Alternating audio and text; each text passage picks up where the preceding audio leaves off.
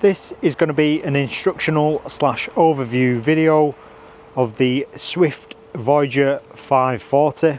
This is on a 23 plate. First of all, we're going to go around the external of the vehicle, and then we will go into the habitation area. The first thing I'm going to show you is how to open the bonnet. And the reason for this, one, obviously you know how to open the bonnet, but then two, I'm going to show you where the terminal points are in case you need to jump start the vehicle for any reason. So with this being on a Ford, you do need to use your vehicle blade key. So if you get your blade key out and insert here, if you twist to the left, that then releases, and then the next part you need two hands, twist and hold to the right where you lift up the bonnet with your other hand. So as you can see, I've got access to the bonnet area. And like I said, the main reason is to show you the terminal points in case you need to jump start the vehicle. So here under this red cover, we have your positive terminal point, and then your negative is just going to be down here. That silver O-ring there, that's going to be your negative terminal point. Obviously under here, you have got your screen wash as well in front of the driver. So now we are going to carry on around the external of the vehicle. We'll start on the passenger side. So on the passenger side, as you can see, we have got your boiler truma flue. You need to keep this clear at all times, especially obviously when it's on gas, because this is where the fumes exhaust from, and sometimes it does get quite hot here. The next compartment we've got is going to be your LPG locker. So in here you can fit two tanks, like as you can see there. You've got storage space here and one at the rear there, and then we've got your gas regulator just here, which you just need to connect on with a 1/2 inch thread on this side, and then the 3/4 onto the gas tank. On this gas hose here, that has got a safety device here, so if you do turn the gas on at the tank, you do need to press this black button in. Basically that is going to purge the gas through this valve.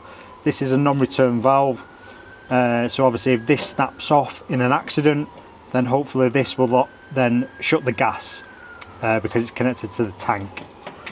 So like I say, you can fit two tanks in here, or if you want to just put one at the rear and have some storage at the front. It depends how much gas obviously you will use. The next compartment we come to is going to be your garage on the passenger side. So as you can see, we've got a large garage space. We've got some shelving on this side, so this is actually they call it your ski locker side because it's a tall one, or you could fit your surfboard in there. But you've got some storage space at the top. You've got some hanging brackets as well. We've got your awning winder up there, and obviously we've got any of the components that has been left with the vehicle when we purchased. Obviously you've got habitation carpets, you got some silver screens. There's a mains lead on the other side as well.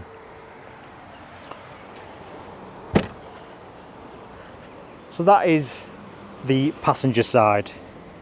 You've got obviously a reverse camera up there as well. Just be cautious with the reversing cameras because they are not like a car camera. They're a bit more when it says you are close to something, you're practically touching it. So on the passenger side, got access to garage again. As you can see, we've got all your components in here. Mains hookup lead. You got vents here, so this is when your heating's on. You can have obviously the garage, you can isolate this vent by shutting the blade, or if you open it, obviously the garage is heated as well. As you can see on that side, there is a light in the garage. One thing to keep in mind is to just switch that off, because if you've got the 12-volt system on, then that light will stay on until you've obviously switched that off. So you've got a lot of storage in here. Same, there is one on this side as well. So like I say, if you switch them off there at the master switch, then they're not going to be draining or using power when you're obviously stationary. The next compartment we'll come to is going to be your toilet cassette. So on your toilet cassette, if you want to empty / clean your cassette, what you need to do is this orange tab here. You just need to lift this up, pull the cassette towards you, that will then release. If we now want to empty this cassette out, all you need to do is this orange nozzle on the left hand side is twist this out to the left, take this grey cap off, and then if you tilt up the cassette, put your thumb on this button at the top here. If you hold the button down, that lets air into the top of the cassette, so all the fluids flow out a lot faster. Other than that, you can open this cassette blade here. You can open the blade and open it there as well, and clean internally with a hose pipe if needed. Once finished, all you need to do is realign it and then slide it in. And the main thing here, you just need to make sure that this orange tab is down, so it's nice and secure and not going to move in transit. The great thing about this cassette area as well, you have got a bit of storage in here, so you can put all your chemicals and gloves in here as well, so everything is all together. Next we have your freshwater film. So all you need to do, use your habitation key, take the cap off, hose pipe in. When the water starts to come back out, that means the freshwater tank is completely full. At the side of it, you have got a power socket. So this little power socket is a little 12-volt socket. So basically you can buy a pump, so you can fill up from a water bud as well. So that's the power for the pump, which you would put in a water tank to fill up the freshwater tank. Directly below this, here we have got your freshwater tank drain valve. I would use 2 hands on this, one on the pipe and then one on the lever, but it'd be just a quarter turn, 180 turn, and that will obviously open the valve and drain out. And then obviously if you are filling it up, you need to close this valve because it will just pour directly under the motorhome. We've got ventilation here, top and bottom for the fridge freezer. And then here, as you can see, I am currently connected to shore. So the vehicle has got power and it is charging the leisure batteries. Here, just behind the passenger door, we have got your grey waste drain valve. Same again as the freshwater, 2 hands, one on the pipe, one on the tap. Open it up, that will drain the grey waste out, and then obviously make sure you close this if you are using the motorhome. Passenger door, you need to open this if you want to fill up with diesel. So this is open the door because it's secured by these tabs.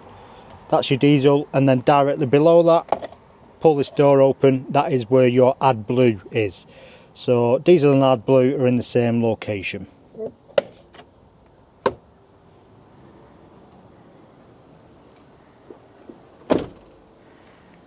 So now we are going to go into the habitation area.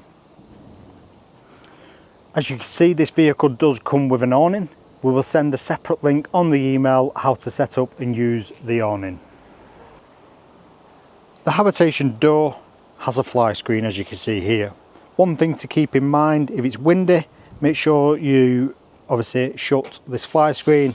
Or not only that, if it's not windy, make sure this is shut, because if the wind gets hold of this habitation door and penetrates through the fly screen, it will take it off the rails and potentially break it because of this bin here. But not only that, obviously if the fly screen is there, just make sure that this door doesn't get shut into the fly screen. And now, as you can see, we are in the habitation. So directly above the habitation door, we've got a few controls. So the one on the right is your habitation control panel. So that's to turn on the 12 volt, to turn on the pump I'm going to move this bed lower in a second just so you can see this a bit more clearly. Here we have your Truma control panel. So this is for your heating and hot water. On the email you'll get a separate link how to use this control panel. And then here we have control panel for your drop down bed. So you got a safety key here, and then your controls to move the bed up and down. So this will only work when the 12 volt control panel is on.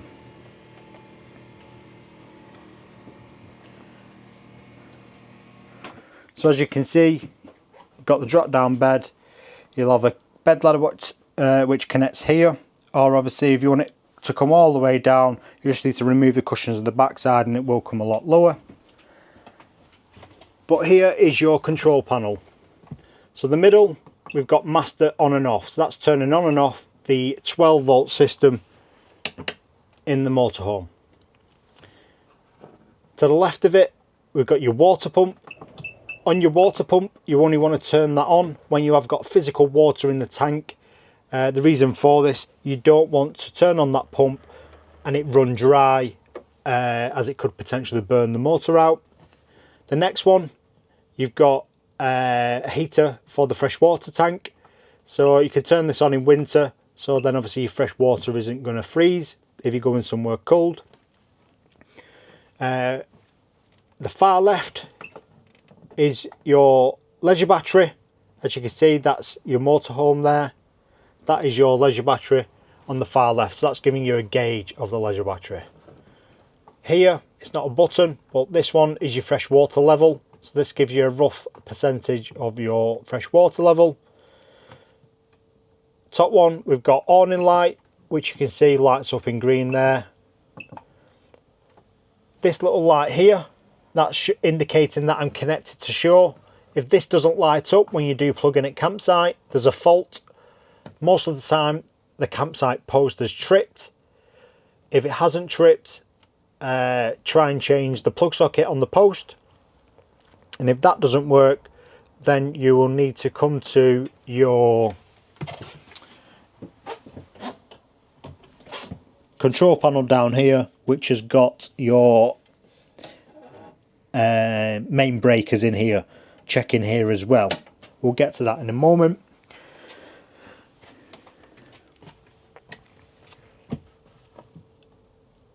Top right here, as you can see, the arrow's pointing down. That's your grey waste.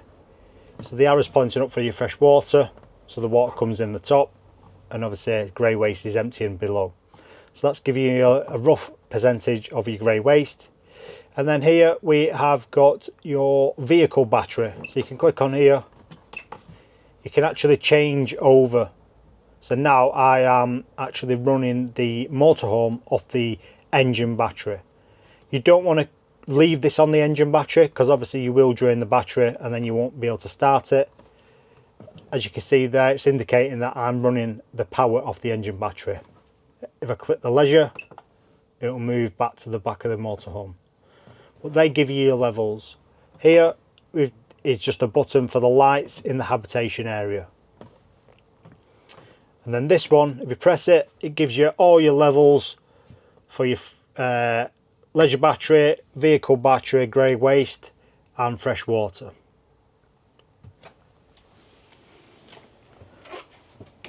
Just going to put the bed back up. As you can see, we've got safety nets as well, which clip up to the ceiling. So they're just a guide, not going to support you. Drop down bed. If you need to move the bed manually, you just need to move this cover here. So if you remove this cover, you can see here, you just need you'll have a hex bed winder. Basically that goes into the motor here, and then you will wind the drop down bed manually up or down. The reason you'll need to do this, the first reason is you potentially run out of leisure battery. So obviously this runs off the 12 volt system. The second one is the motor's potentially failed. The third one, you could have blown a 12 volt fuse. So we do recommend on the drop down beds to only leave your blanket on and take your pillows off, because when this bed is going up to the ceiling, it tries to connect to a connector so it knows it's reached its max height.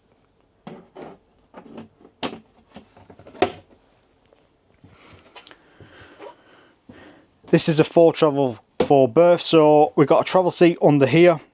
You just need to remove these cushions, fold the seat up and use these cushions here to create that travel seat.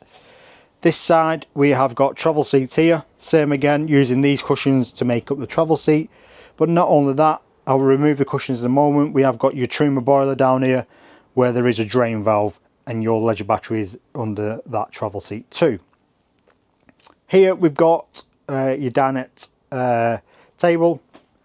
If you want to use this, make sure you pull out the support arm, just so when this is actually flipped over, it's got support and not going to snap on the hinges. If you want to move this table up or down, you've got a control here. So this is if you want to obviously have the drop down bed lower or create that dinette berth below. There is a fuse at the side of that as well, in case that has popped.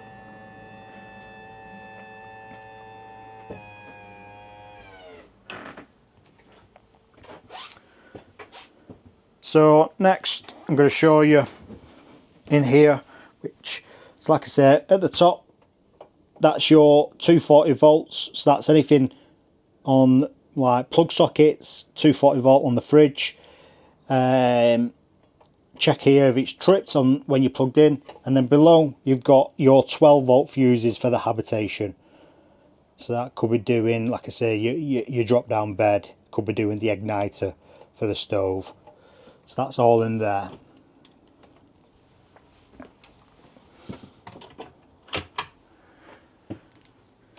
You've got a TV in this motorhome, and again some more brackets. This TV has actually been plugged into the mains socket. So on the main socket, that will only work when obviously you are at campsite, or obviously because that's on 240 volt. You have got a 12 volt adapter below as well. Here we've got your fridge freezer. So this is a three-way fridge. So turn this on, press and hold the power button, and it will then light up like so. So you've got a few settings on here. You want to change the mode, just use this mode button here. So go through the settings. So battery symbol, that is when the engine's running. That is taking a live feed from the battery, because the battery, the engine is topping up the leisure battery when driving. Next one is gas. So if you're off grid, you'll put it onto gas. Next one is a plug socket. So that's when you're connected to mains hookup at campsite. And then the last one is auto. When you put it on auto, it will automatically select the best source it has available. As you can see, it's automatically gone to the plug socket because I am plugged in currently on the 240 volt side. Here you've got your temperature, which you can change here as well. To turn this off, press and hold the power button, and then it will shut down. We've got your kitchen area now. So what we're going to do, we're going to prime our water system. So basically what we need to do is shut all the valves in the motorhome. We need to shut the boiler valve, which is going to be down there, which I'll show you in a moment, so the water isn't draining out the boiler. You need to shut your fresh water tank. You need to shut your grey waste. Once you shut all the valves, fill the fresh water tank up full of water. Once you've done that, if you turn on your 12 volt system on your control panel, then now you can turn on the water pump. Turn the pump on, and what we're going to do is open the tap on the cold side. Once you get a steady flow of water on the cold side, twist it to the hot side. When you've twisted it to the hot side, what that is going to do is take water from your fresh water tank into your boiler. But like I said, make sure you've shut the yellow valve, which I'm going to show you down here. If that is open and you're trying to fill the boiler with water, it's just going to pour out of the motorhome. to make sure that valve is closed. Once your boiler is full of water, which holds around 10 litres of fresh water, you'll get a steady flow through the tap on the hot side. Shut the tap. That means all your pipe work, the boiler is full of water, ready when you need it. The only thing you will need to do for hot water is to obviously turn that on the Truma control panel. As your hot water is not instant, you have to boil it obviously on gas or electric. Here we have your stove. So you got a 4-ring burner, 3's gas, 1's electric. The electric one will only work on mains hookup. Obviously if you're off grid or at campsite, you've got 3 gas as well if you need that extra space. You've got oven and grill there. Directly above you've got a microwave. Microwave will only work again on mains hookup because this is actually plugged into this plug socket up here, which is 240 volt. They don't do a 12 volt one, so it will be on mains hookup only. In here obviously we've got your toilet and shower area. If you want to use your toilet, that grey blade there, you just need to slide this blade across. That opens the toilet cassette when in use. When finished, slide it back. That will then shut the cassette so no smells are coming back up. Blue button is going to be using fresh water to swill out the bowl, and then the symbol at the side, what looks like a toilet cassette, that will light up orange/red when the toilet cassette is full. Obviously you've got basin tap in here. You don't need to prime this tap. As long as you do one of the taps in the motorhome, when you are ready to use this tap, any excess air in the pipework will just vent out. Got obviously your shower cubicle there. Same again, the pipework will just vent out as soon as you're ready to use.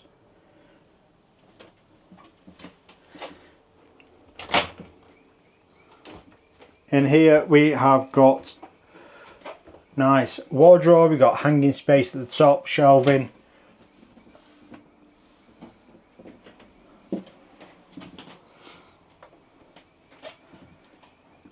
Now what I'm going to do is just lift up the cushions and just show you the drain valve for the boiler.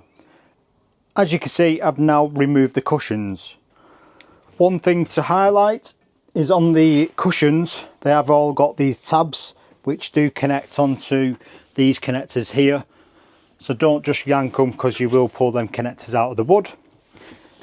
Under here, under this travel seat, as you can see, we've got your leisure battery.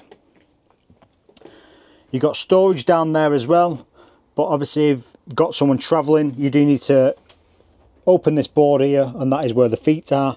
And then you, like I say, you remake this seat up with the short cushions, which are the ones behind. As you can see here, we've got your Truma boiler, and the yellow valve I'm talking about is this one here. So as you can see, that is in the vertical position. So that valve is actually open. To close this so it doesn't drain out when I'm priming the system, knock it down like so. Horizontal, that means it's closed. If I want to drain the boiler because I'm not using it, or in winter, put the valve vertical again like so, and that will drain all the water out of this boiler. Here we've got some internal gas valves. So basically that is for one of the appliances. As you can see, you've got a sticker here. If one of the appliances, i.e. the fridge, because it works off gas, goes faulty, you can isolate that appliance and still use gas on the other appliances. And as you can see here, this chair as well does have a slide out with a support leg underneath for when you are creating this dinette to berth lower down, which you are creating that with all the infill cushions. One last thing in here is directly above the fridge. Obviously there is a 5G router which the previous customers had fitted, so you probably need to get a data SIM card to put inside that. And then here you have got a sticker which is indicating about this pole here. What this pole is, it's your aerial for the TV. What you need to do to get the best signal, undo this nut. If you push the aerial up and twist it, that white box at the back, as you can see, it's indicating it's green. I should have good signal. If that goes to red, that means I've got rubbish signal. So you might need to twist this pole around to try and find the best signal. So that is the instructional / overview video complete of the Swift Voyager 540. If you have any more questions, leave a comment below, or you can always drop us an email or give us a call.